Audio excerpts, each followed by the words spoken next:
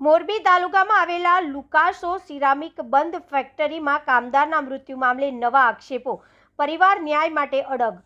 તારીખ 11/2/2026ના રોજ મોરબી તાલુકાના બેલા રંગપરના ગામની સીમમાં આવેલી લુકાસો સિરામિક ફેક્ટરીમાં કામ કરતા વિક્રમભાઈ પરસોત્તમભાઈ પાટડિયા ઉંમર વર્ષ 35ના થયેલા દુઃખદ અવસાનના મામલે ઘટનાક્રમને લઈને નવા આક્ષેપો સાથે આવતા મામલો ગરમાયો છે।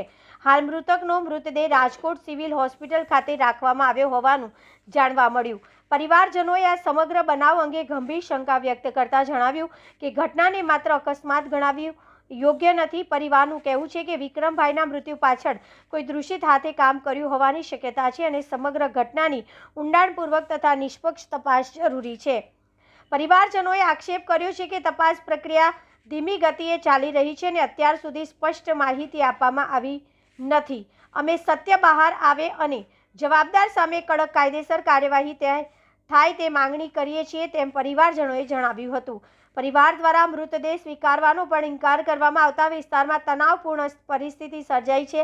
સ્થાનિક સ્તરે લોકોમાં પણ ચર્ચાએ જોર પકડી છે। બ્યુરો ચીફ મયુર બાબરિયા, મોરબી। શું બનાવ છે? બનાવમાં સાહેબ અમારા જમાઈ ફેરો ઓફ થઈ ગયા છે। ડેડ બોડી રાજકોટ પડી। કયા ગામનો બનાવ છે? બનાવ એ મોરબી બેલા ગામનો। કઈ તારીખમાં? 11 તારીખનો। શું બનાવ છે? બનાવમાં સાહેબ અમને તો હજી કાંઈ ખાસ એવું લાગ્યું નથી, મર્ડર હોય કે અકસ્માત હોય કાંઈ પણ હોય। શું થયું છે? શું આ પોલીસનું કેવું એમ થાય કે આ પડી ગયા છે ઉપરથી, કારખાના ઉપરથી પડી ગયા છે। ડેડ બોડી રાજકોટ પડી અને અમારી માંગ એ કે આ યોગ્ય તપાસ થાય તે પછી અમે બોડી લેવાના છે। હાલ અત્યારે આપ આ વિષય ઉપર કોને કોને મળ્યા છો?